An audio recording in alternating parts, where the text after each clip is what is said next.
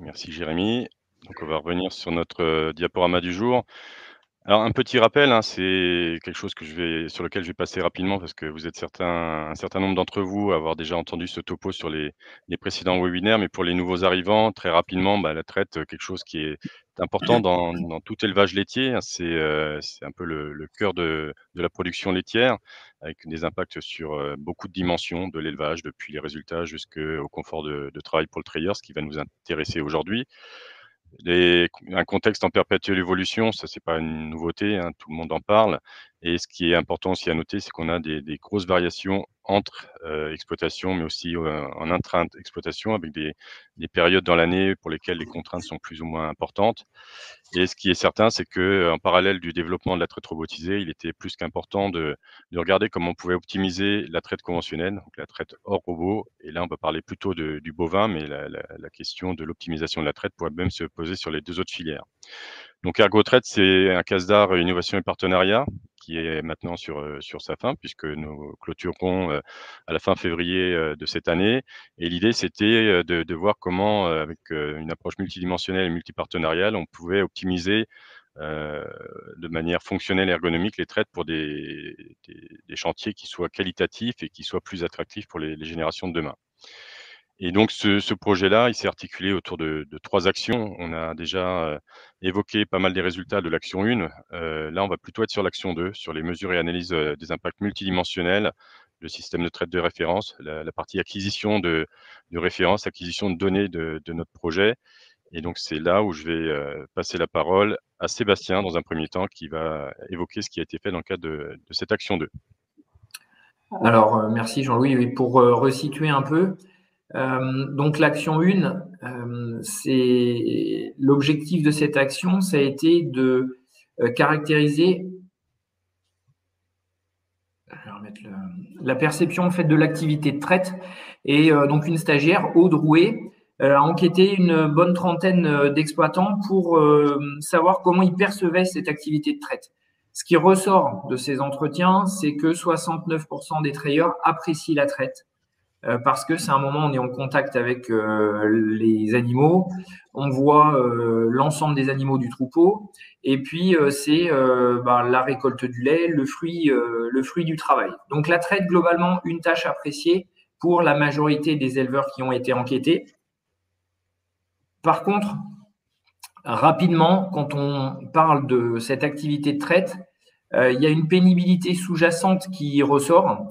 Et dans les expressions des trayeurs, c'était des choses qui sont pénibles autour de la circulation des animaux, le lavage des surfaces, le transport du lait au veau, la durée de la traite. Globalement, une activité de traite qui dépasse les 1h30, c'est une activité qui est souvent perçue comme pénible. Et également aussi la répétition de certains gestes. Donc, pour rappeler rapidement là, cette première action, synthétiser ce point-là, la traite est une activité qui est appréciée, mais rapidement, qui présente des points, des aspects qui sont perçus comme pénibles. Alors, pour aller plus loin et pour se poser des questions par rapport à la zone de travail à la traite, c'est-à-dire le cumul en fait de la vache et du quai, on s'est intéressé au gabarit des vaches laitières et à leur positionnement. Et ce gabarit et ce positionnement posent des questions. On a pas mal de réflexions d'éleveurs qui nous disent on a des vaches qui ont évolué en termes de taille. Et pour caractériser cet espace de travail, donc la vache, à la traite, on a défini 2 notions. La DAH, c'est-à-dire la distance d'atteinte horizontale, vous le voyez sur le schéma sur la droite, c'est-à-dire c'est la hauteur entre les pieds du trayeur dans la fosse de traite et le plancher mammaire. Donc globalement, la hauteur à laquelle il va devoir porter ses mains avec les gobelets pour brancher la vache.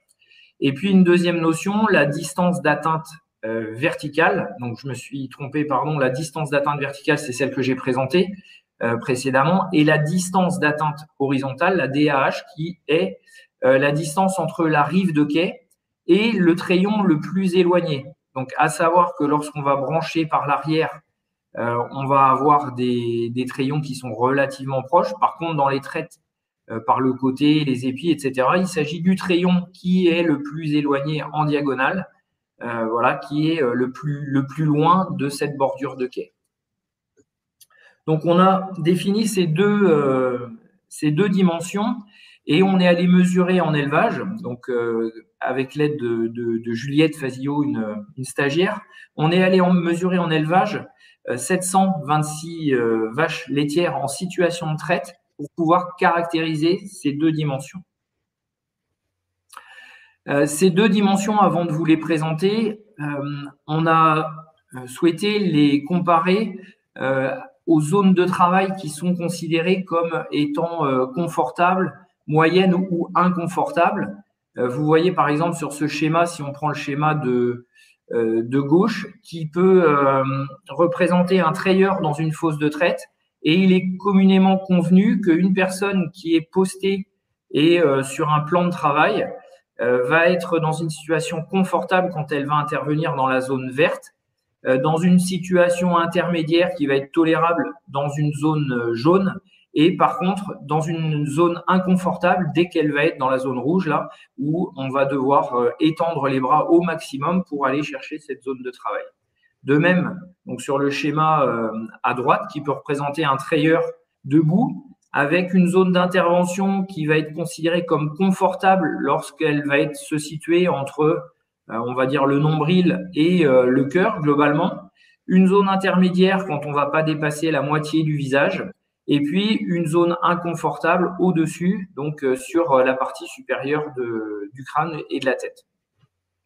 Donc là, ces deux références de zone de travail pour caractériser le confort au travail, et la mesure des 726 vaches en situation de traite sur cette exploitation, avec sur cette première diapositive la distance d'atteinte verticale, c'est-à-dire la hauteur à laquelle les treilleurs dans nos 7 exploitations avec ces 726 vaches sont amenés à brancher. Donc, on a pu, avec Juliette, caractériser 3 situations pour chaque exploitation, avec le code couleur que vous retrouvez sur le schéma. Les situations vertes, c'est-à-dire le pourcentage de vaches dans le troupeau que l'on va brancher dans une zone confortable. La couleur jaune, c'est-à-dire le pourcentage de vaches dans le troupeau qu'on va brancher dans une zone moyenne, et le orange-rouge que l'on voit là à droite sur chaque histogramme, qui correspond au pourcentage de vaches que l'on va brancher dans les zones les plus extrêmes, les plus hautes, donc les plus inconfortables. Ce que l'on repère sur nos 7 exploitations, c'est qu'on en a 2, par exemple, qui ressortent, c'est-à-dire à droite et à gauche, des situations où on va brancher 90%, où le treilleur va brancher 90% des vaches dans des zones extrêmes. Donc, ces exploitations-là, pour les caractériser, on va être sur, pour la première, une épi 60 degrés, c'est-à-dire un branchement par l'arrière, et l'autre, à droite, sur une TPA. Ce sont des quais, à chaque fois, qui ont été conçus sur un principe de la taille du treilleur divisé par 2, plus 10 cm. C'est les normes ou les façons de faire qui sont communément admises pour dimensionner des quais. Et pour ces 2 exploitations, ce qu'on a aussi relevé, ce sont des troupeaux de grande taille avec des gabarits particulièrement élevés. Donc, ce qu'on voit ici, c'est que dans ces 2 situations, avec des branchements par l'arrière, donc une conception de quai assez relevée, plus des grands gabarits, le treilleur est amené à brancher dans la majorité du temps sur des situations extrêmes. On va avoir, par contre, pour cette situation-là, cette dimension verticale de branchement, on a des cas un petit peu plus, qui ressortent comme étant plus confortables. Et on a un exemple, par exemple, en roto extérieur, donc HIR, là, c'est la situation qui est au milieu. On a un peu plus de situations en vert parce qu'on est sur un troupeau en normand, donc avec des gabarits qui sont un petit peu plus petits. Et puis, dans cette situation, l'installation d'un plancher mobile qui permet au treilleur d'adapter sa hauteur, voilà, la hauteur du plancher pour intervenir sur des zones plus confortables. Même chose donc pour la distance d'atteinte horizontale, avec la caractérisation des zones de branchement pour le crayon le plus éloigné. On repère tout de suite, par exemple, à la deuxième situation où on est en épi 30 degrés, avec 90% des situations, on est sur des zones extrêmes pour le branchement. Cette situation donc correspond, on est aussi sur une situation assez dégradée sur celle qui est à côté, là, avec une épi 30 degrés. Ce qu'on remarque là, c'est que pour ces dimensions extrêmes en horizontal, c'est les épis qui vont être les plus contraignantes, avec des situations où la contention n'est pas toujours très bonne. Pour moduler un peu entre la distance d'atteinte verticale et la distance d'atteinte horizontale, la distance verticale, c'est l'ensemble des trayons, puisqu'on a mesuré le plancher mammaire. La distance d'atteinte horizontale, là, on est sur un seul trayon. On a quand même des trayons qui sont un peu plus rapprochés dans certains cas, puisque là, on a mesuré le trayon extrême. Voilà, donc pour synthétiser cette partie, des TPA qui ont tendance à donner, donc des branchements par l'arrière qui ont tendance à donner des hauteurs de branchement trop importantes, et des épis qui ont tendance, pour le trayon le plus éloigné, à demander de forcer et de s'éloigner de la bordure de quai pour brancher ces trayons-là. Un point aussi qu'on a pu relever, c'est l'impact de gabarit de vache qui augmente la hauteur de branchement. Pour continuer sur notre approche plus, comment dire, générale, puisque là, on a essayé de caractériser l'espace de travail, on a essayé de voir de façon plus globale. C'est une approche en termes d'ergonomie qui est nécessaire, c'est-à-dire d'aller considérer d'autres aspects que cette posture ou cet espace de travail. On a réalisé en situation de traite, on va dire, une approche traditionnelle, donc par l'intervention d'une ergonome, Mathilde Deham, qui a observé des situations de traite, des trayeurs en situation de traite dans différents types d'installations.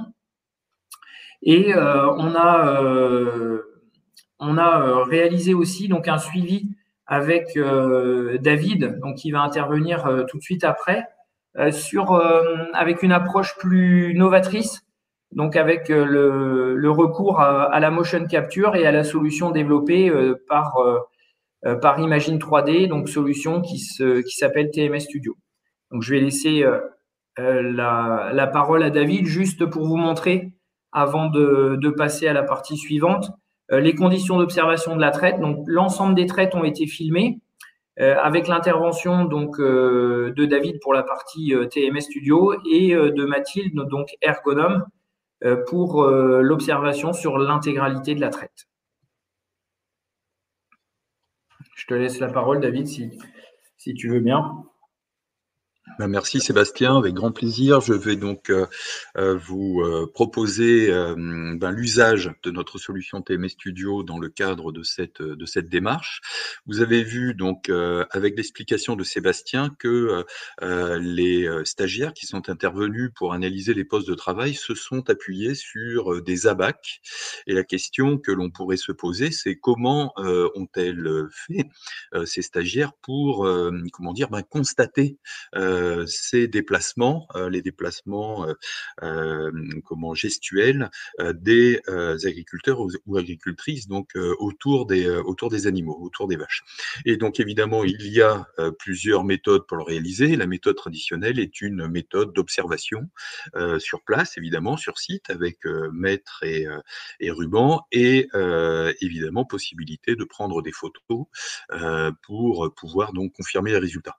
Tout ça est assez lourd, prend finalement relativement beaucoup de temps, avec, et vous l'avez vu, des éléments d'analyse et de résultats qui sont pourtant extrêmement intéressants. Et donc nous, ce que nous avons finalement inventé, c'est une solution, vous connaissez maintenant le nom, qui s'appelle TMS Studio, TMS comme trouble musculo-squelettique, et évidemment Studio avec l'idée de traitement de l'imagerie pour le réaliser. Alors pour mettre en œuvre cette solution, C'est les solutions que l'on retrouve dans le monde du cinéma et dans le monde du jeu vidéo. C'est des solutions qui se sont vulgarisées maintenant et c'est des solutions donc comme le disait Sébastien qui s'appelle la motion capture. Donc la capture de mouvement par l'intermédiaire de capteurs que l'on vient positionner donc sur les articulations du corps humain et ces capteurs discutent avec en Wi-Fi avec un ordinateur en fait une centrale d'acquisition et l'objet finalement de notre expertise et en temps réel d'animer un avatar 3D. Et sur cet avatar 3D, qui est un jumeau numérique de la personne dont nous sommes en train d'analyser le poste de travail, nous allons faire des calculs. Alors les calculs que nous allons faire sont des calculs qui sont validés par les ergonomes en fait. Ils utilisent des abacs, ils les utilisaient d'une manière tout à fait manuelle anciennement, ce que Sébastien nous a montré, et nous les avons numérisés de telle sorte que l'avatar que nous comment dire que nous exploitons et sur lequel on fait des simulations soit en mesure de décomposer son geste en 3 types de mouvements. Il y a les mouvements qui sont des mouvements qui ne provoquent pas de douleur en fait. C'est des mouvements que l'on pourrait reproduire sur du long terme sans enfreindre de difficultés pour notre santé. Il y a des mouvements et ces mouvements qui ne provoquent pas de difficultés, on les colore en vert. Vous allez voir que chaque articulation va prendre une couleur différente. En fait, vert, ce sont donc les mouvements sécures, on va dire. Les mouvements qui sont fatigants, nous allons les colorer en orange. Et puis, les mouvements qui sont douloureux, immédiatement douloureux, nous allons les colorer en rouge. Et donc, évidemment, ce que va permettre TMS Studio, eh ben, c'est l'usage du numérique au service de l'analyse, nous permettant très très directement de produire des résultats dans lesquels le cumul des situations en vert, le cumul des situations en orange, c'est-à-dire fatigantes, et le cumul des situations douloureuses va être réalisé d'une manière systématique et pour toutes les articulations du corps humain. Et donc, ça, c'est un point important. Et je propose, si il le peut, à Jérémy, peut-être de nous montrer une vidéo de la mise en œuvre de TMS Studio, des capteurs qui sont positionnés dans une combinaison intégrale. Et c'est le résultat que nous allons voir ici. Donc, vous avez sur la partie haute de l'écran, la partie en haut à gauche, le film que nous réalisons en parallèle de la captation. Vous voyez ici donc un agriculteur qui porte cette combinaison équipée de capteurs. Il y a 17 capteurs. Et vous voyez que ces gestes sont reproduits très fidèlement sur l'avatar qui est au milieu de l'écran. Et donc, vous voyez ce jeu de couleurs que l'on voit donc ici, vert, jaune, orange et rouge, quand il est en difficulté. Et sur la partie que vous avez donc à droite, vous avez le résumé articulation par articulation des problématiques qui sont analysées qui est analysé sur le poste. Et évidemment, ce que nous allons essayer de comprendre, c'est les difficultés qui peuvent arriver donc sur le traitement de ces différents postes. Alors avec Sébastien, nous sommes intervenus sur différentes installations, différents positionnements de l'animal par rapport au trayeur. Et évidemment, nous avons réussi à extraire une synthèse des difficultés ou des facilités produites par chaque installation et chaque personne.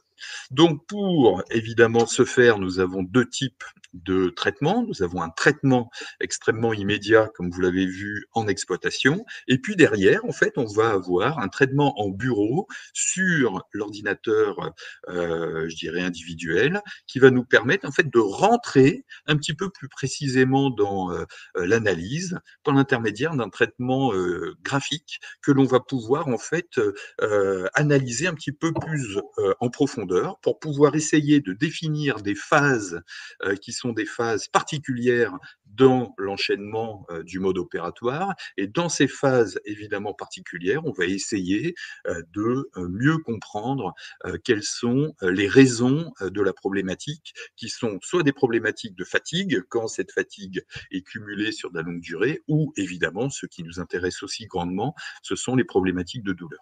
Et au terme de ces analyses un petit peu plus pointues, eh ben, nous allons donc éditer des rapports, et c'est à partir de ces rapports tout à fait circonstanciés et objectifs, parce que c'est ça la dimension que nous souhaitons comment donner à notre travail, une dimension objective qui s'affranchit de tout ce qui est donné subjectif. Et évidemment, à partir de là, on va avoir donc des résultats très factuels. Ce que nous permet TMS Studio, on le comprend bien, comme on a donc des éléments subjectifs et objectifs surtout, et que l'on a chassé le subjectif, on va pouvoir comparer des situations. Et vous avez donc ici l'un des extraits que nous éditons, hein, que l'on produit sous forme de fichiers PDF, exploitable évidemment, c'est la comparaison d'une situation 1 que vous voyez ici à une situation 2. Et donc évidemment, il n'est pas obligatoire d'être ergonome pour sentir que dans cette partie, on va dire biomécanique, eh ben, nous avons des éléments d'analyse. Alors vous avez bien vu les zones vertes sont les zones dites normales, les zones oranges, jaunes sont les zones dites fatigantes, et en rouge les zones douloureuses. Et donc dans la situation 1, eh ben, vous avez par exemple une problématique sur les cervicales. On voit très bien par l'intermédiaire donc d'une présence quasi à 50% du rouge dans l'activité que l'on a analysée. Ça a posé en fait des questionnements, des difficultés, et donc là l'ergonome va vraiment amener toute l'essence de sa compétence et de son travail. Maintenant qu'on a une analyse factuelle, et ben on va pouvoir rentrer dans je dirais l'accompagnement continu sur le poste de travail, sur le poste de traite ici, et on va essayer de comprendre pourquoi on a ce type de difficulté. Ce type de difficulté peut être uniquement lié à un problème de taille. Sébastien en parlait tout à l'heure, accessibilité entre le trayeur et l'animal, bien sûr, et qui nécessite peut-être de devoir lever la tête d'une manière fréquente ou très fréquente dans l'exercice. Et autour de ça, évidemment, on va appliquer des solutions. Et donc ces solutions-là, c'est des solutions qui vont pouvoir être mises en œuvre par l'exploitant lui-même, ou l'exploitant accompagné des techniciens qui l'accompagnent pour essayer d'améliorer les situations. Donc en fait, ce que j'ai voulu vous démontrer, c'était l'usage de TMS Studio à partir de ces capteurs, de cette combinaison que l'on porte, qui nous permet d'avoir une opération de captation in situ, cette opération de captation qui va nous permettre d'éditer des rapports, et des rapports sur lesquels on va pouvoir s'appuyer pour apporter des améliorations dans le cadre de l'activité quotidienne. Alors évidemment, dans le cadre de l'étude que nous avons menée avec les partenaires et en chef et en tête de partenariat, donc l'Institut de l'élevage, l'IDEL, nous avions un objectif pour ce projet. Et le projet que nous voulions donc mener était le projet de la portabilité de notre solution TMS Studio telle que nous la connaissions au moment du travail initial. Donc, vous avez compris, c'était une combinaison équipée de capteurs, et l'ensemble de cette solution était installé dans une valise. Voilà, qu'on appelle travel case. Alors, une valise d'un certain encombrement qui faisait une vingtaine de kilos, hein, donc que vous voyez sur la gauche. Et nous, ce que nous avons donc proposé dans le cadre de notre démarche commune était de porter cette solution dans une version totalement intégrée sur éléments portables, que ce soit une tablette que vous voyez là ou un téléphone mobile. Et donc évidemment, ça nous a demandé beaucoup d'analyse. Et là, vous allez comprendre que l'intelligence artificielle commence à faire son entrée dans nos métiers, parce que avec la tablette, je regarde donc l'exploitant dans sa tâche de travail, et en fait, donc d'une manière algorithmique, je viens cerner et pointer les articulations articulations. Et en fait, par l'intermédiaire de jeux comment dire, d'articulation ou de liaison entre les articulations, eh ben, je vais pouvoir réaliser les mêmes travaux que ceux que je réalisais, les mêmes analyses que celles que je réalisais avec la combinaison quand les capteurs étaient positionnés au droit des articulations, c'est-à-dire vraiment positionnés physiquement sur les articulations. C'est une avancée évidemment majeure parce qu'aujourd'hui, un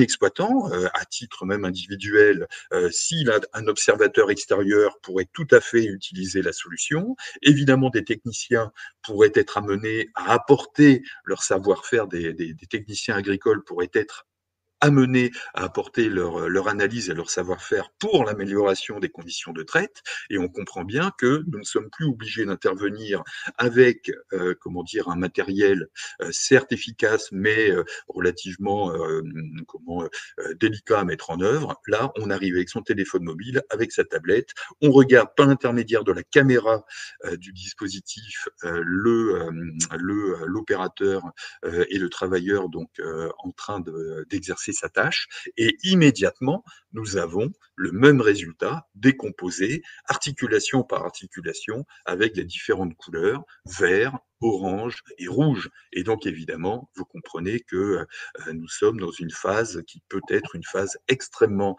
intéressante dans le cadre de l'amélioration continue que l'on peut espérer sur cette tâche qui est, comme le disait Sébastien, extrêmement appréciée, mais qui a aussi quelques des pénibilités qui évidemment s'inscrivent dans la durée. Les TMS, c'est une vision de long terme et c'est une vision de productivité à long terme, d'où notre engagement dans ce projet qui a porté à 2 phases. La première phase, c'était l'étude, on va dire, productive, la compréhension de la nécessité de productivité sur cette tâche. Dans la productivité, nous avons, et c'est la vocation de l'entreprise, décerné le facteur humain, voilà, la pénibilité associée donc à la personne qui effectue le travail, et autour de cela, nous avons développé et simplifié une solution numérique pour l'analyse de cette contrainte. Voilà. Ça a été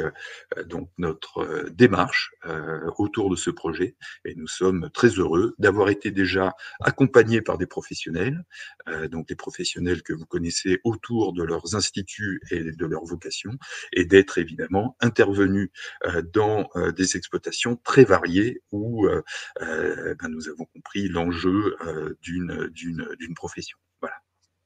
J'en ai terminé pour cette partie. Je peux maintenant donc transmettre la main pour le suivi, Sébastien, si tu le veux bien. Alors, donc, je reprends la parole en fait pour illustrer ce que David vous présentait et ce que l'on a pu voir en situation de traite avec la solution de Motion Capture TMS Studio.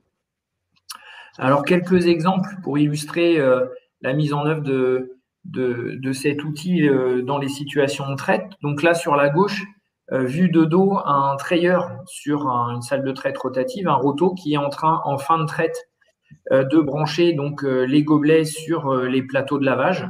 On est plutôt sur une situation favorable puisque une hauteur d'intervention qui est assez élevée pour cette tâche.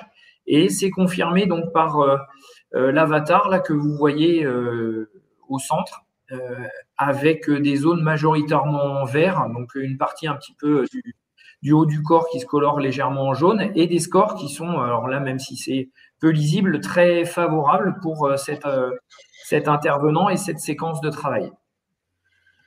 Une autre situation, donc là beaucoup moins favorable, toujours sur un roto avec, donc c'est pas spécifique au roto, c'est tout ce qu'il y a autour du travail, donc de la connexion par exemple d'un pot trayeur pour diriger du lait impropre vers une autre destination que le tank, avec le trayeur qui est équipé des capteurs et qui, lorsqu'il est penché, on voit très bien au milieu là donc la zone du dos qui se colore intégralement en rouge. Donc c'est l'intérêt aussi de cette solution, c'est que c'est communicant, hein, ça permet de voir tout de suite l'activité de travail et un score global qui est assez défavorable puisqu'on normalement on a 7 niveaux de score et là on est au niveau 6.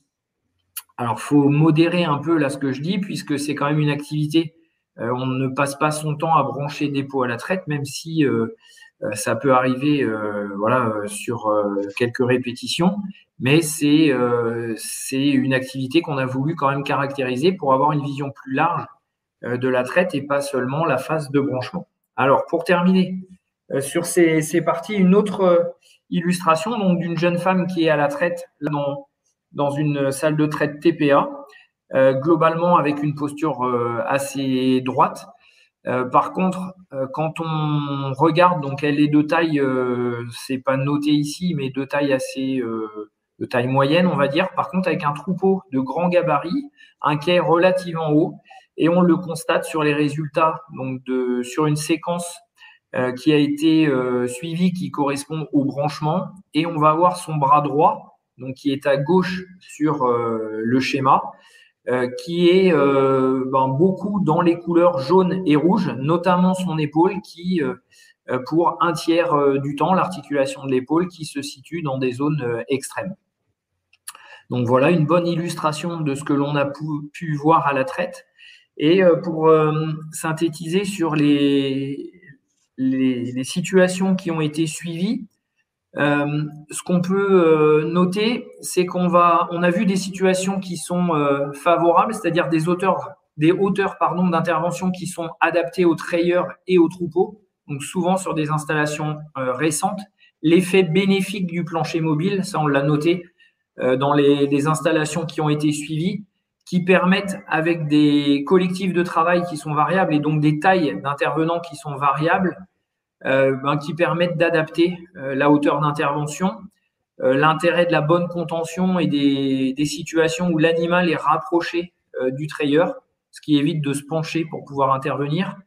Des postures d'intervention droite qui sont permises par des pare-bouses, des capotages qui sont relevés, et à la différence de cas où on a des éléments qui gênent, où on est obligé de tourner la tête, d'avoir la joue posée sur ces éléments-là et une difficulté pour voir ce qui est fait. Et puis l'effet bénéfique aussi des quais qui sont en porte-à-faux pour pouvoir placer les pieds sous ce quai et s'approcher vraiment au plus près de l'animal et de la situation de la zone d'activité. Les situations défavorables, donc à la différence, c'est de ce que je vous disais tout à l'heure sur la diapo d'avant, c'est globalement quand même ce qui ressort, des hauteurs d'intervention qui sont souvent trop importantes, qui sont dues à l'évolution des gabarits des vaches laitières, donc une augmentation des tailles des vaches laitières et ou des quais qui sont trop hauts. Donc les principes de dimensionnement que l'on avait historiquement, avec l'évolution de la taille des vaches laitières, on est sur des zones d'intervention qui sont en général trop importantes.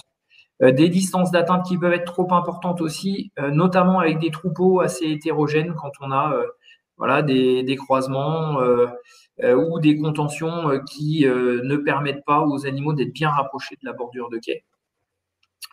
Quelques obstacles aussi, donc tout ce qui est barre de contention arrière qui oblige le trayeur à se contorsionner pour faire des contrôles visuels. Des plateaux de lavage qui peuvent être bas aussi. Donc globalement, ce qui ressort là dans ces analyses de poste de travail ou de posture, c'est la nécessité de revoir, même si bien sûr la salle de traite à pose manuelle est moins présente dans les nouveaux projets, de revoir les conditions de dimensionnement des hauteurs de quai, de faire évoluer aussi souvent la contention arrière ou les pare-bouses, d'adapter la situation de traite à la taille des intervenants et à la taille du troupeau. Ne pas hésiter aussi à faire évoluer les situations existantes en augmentant, en posant des tapis, par exemple, en fond de fosse pour remonter les hauteurs, pour éviter d'avoir des hauteurs d'intervention trop importantes. Et puis, plus globalement, puisque là, ça concerne les aspects biomécaniques, la posture, cette activité de travail, c'est tout un ensemble. l'importance qui est relevée d'une réflexion globale quand même autour de la conception donc des équipements et des locaux pour que, bien sûr, la posture soit facilitée, soit bénéfique, mais que l'organisation du travail soit adaptée à cette activité. Donc la photo qui est là sur le côté pour l'illustrer, une situation de traite où on a une salle de traite qui est assez récente, propre, voilà, avec par contre des bidons de produits d'hygiène qui sont posés au sol et pendant la traite pour aller remplir les gobelets, les dispositifs d'application, on est obligé d'aller voilà, dans un bout de la fosse de traite pour pouvoir les remplir, avec en plus un tuyau qui traîne au sol et d'éventuels risques de chute à ce niveau-là.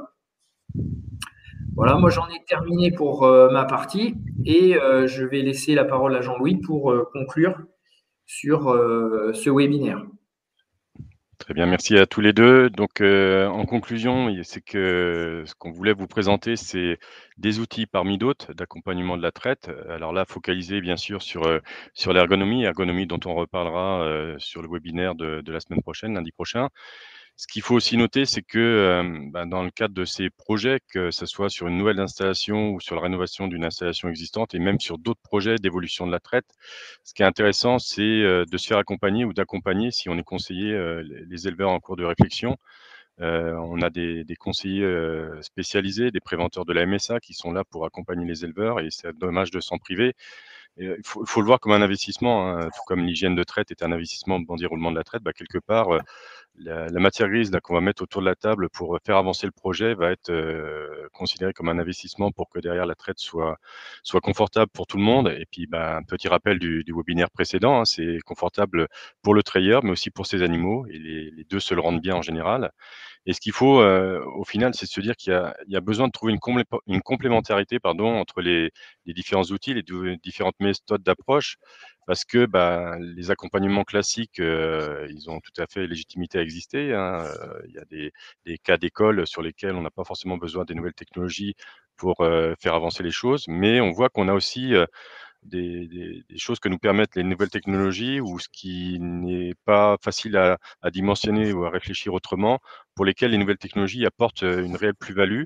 David parlait tout à l'heure d'objectivation des choses. C'est vrai que ça nous permet parfois d'expliquer plus facilement des choses qui, pour le coup, étaient plutôt abstraites, au préalable, et tout ça pour mieux comprendre et du coup mieux gérer les problématiques qui peuvent être complexes à la traite, hein. C'est vrai que Sébastien l'évoque souvent, on a ce lien avec le bâtiment, le lien entre le bâtiment et le bloc de traite qu'il faut réussir à gérer. C'est des circulations, des mises en collaboration de différentes dimensions, et tout ça, ça doit être réfléchi de façon individuelle, mais aussi de manière interactive pour que ça se passe au mieux. Et puis, peut-être pour conclure cette diapo, hein, de se dire que, ça serait dommage de rester sur du «on verra bien», en se disant: on estime avoir réfléchi le projet, mais bon, on a peut-être oublié certaines choses, mais c'est pas grave, on verra bien plus tard comment ça va se passer», ou «on réglera ça plus tard». C'est beaucoup plus compliqué en général. On parlait tout à l'heure de l'intérêt, du plancher de fond de fosse mobile. C'est quand même beaucoup plus simple d'imaginer ça dès la conception de l'installation de traite que le réfléchir par la suite, où il faudra décaisser dans le béton déjà coulé, et cetera. Donc, bien penser à prendre le temps de la réflexion, se faire accompagner, essayer de réfléchir multidimensionnel. Alors, avant même d'aller aux questions, et je vois qu'il y en a quelques-unes qui sont arrivées, c'est vrai que là, comme je disais tout à l'heure, on a beaucoup parlé de motion capture, de d'ergonomie à la traite. Il y a aussi d'autres outils, hein, d'accompagnement.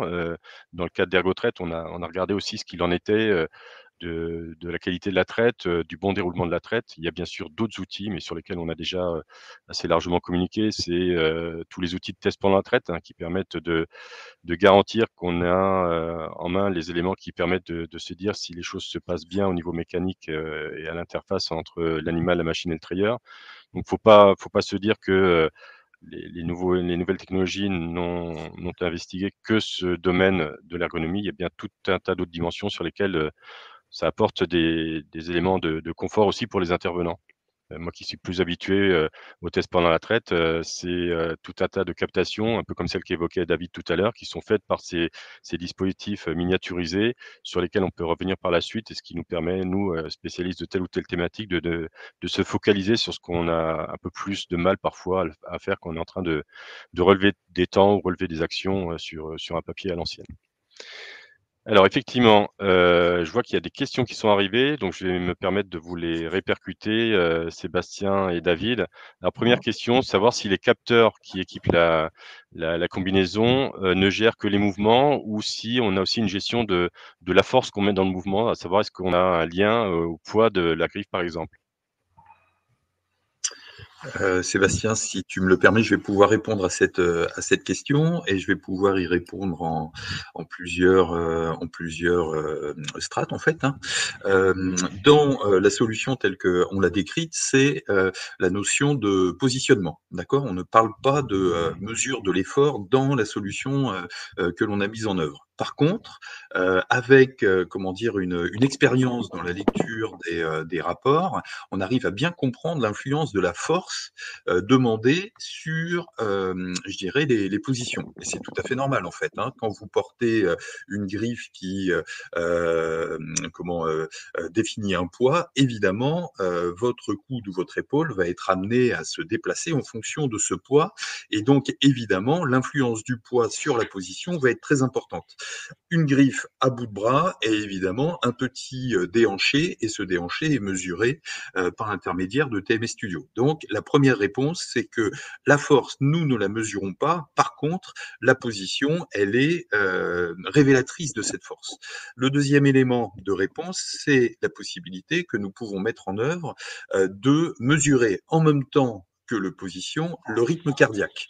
Et en fait, le rythme cardiaque, l'augmentation ou la variation du rythme cardiaque est liée à l'effort.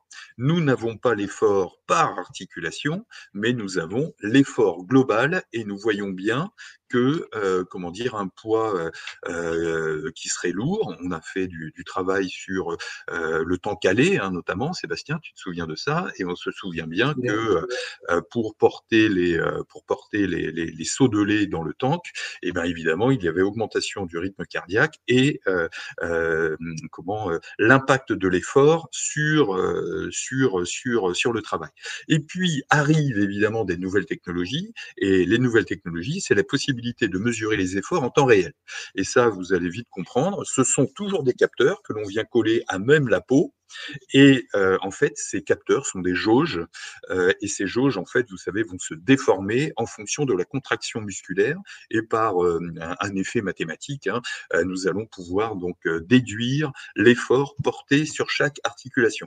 Alors je dirais, cette technologie est assez nouvelle.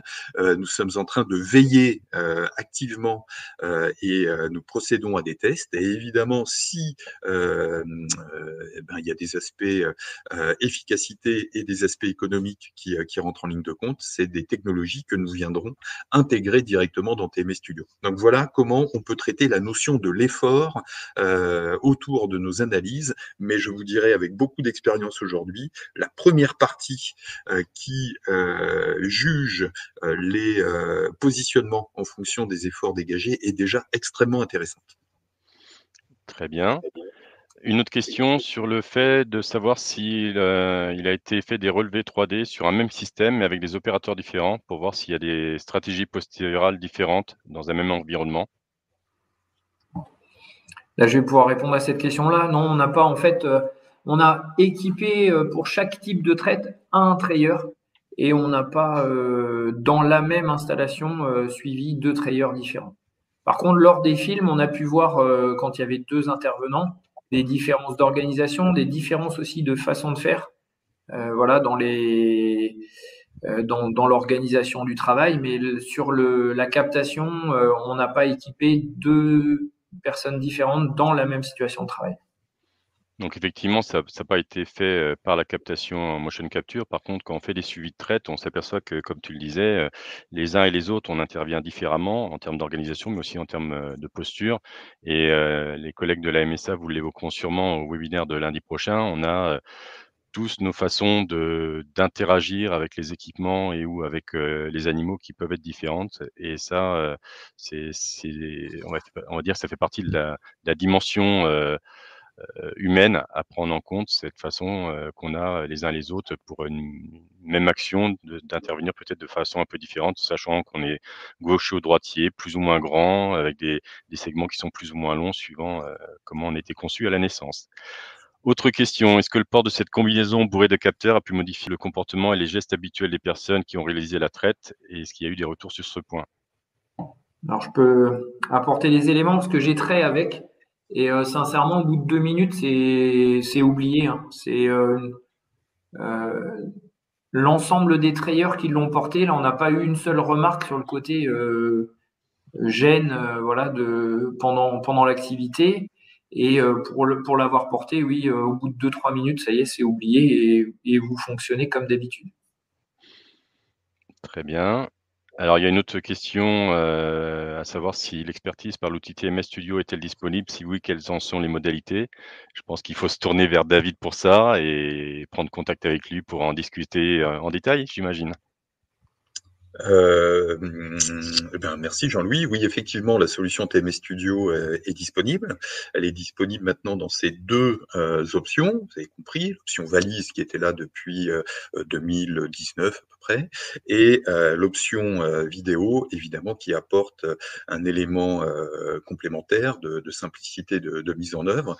Malgré tout, Jean-Louis, et tu en as parlé, pour comment être efficace, il faut être accompagné d'un spécialiste ou d'un service spécialiste. Alors effectivement, nous pouvons intervenir, hein, et nous intervenons dans plusieurs domaines, le domaine industriel, le domaine médical, en fait dans tous les domaines de l'engagement individuel physique au travail, hein, et vous savez bien que les métiers sont extrêmement nombreux, hein, mais, et nous l'avons appris ensemble, Jean-Louis et Sébastien, dans le cadre agricole, le fait d'être accompagné par un technicien, soit de l'IDEL, des chambres ou de la MSA, évidemment, ça aide parce qu'on est dans une amélioration continue et je crois que les gains, qui sont aussi des gains financiers, sont optimisés par l'intermédiaire d'interventions de spécialistes comme j'ai pu les rencontrer chez vous.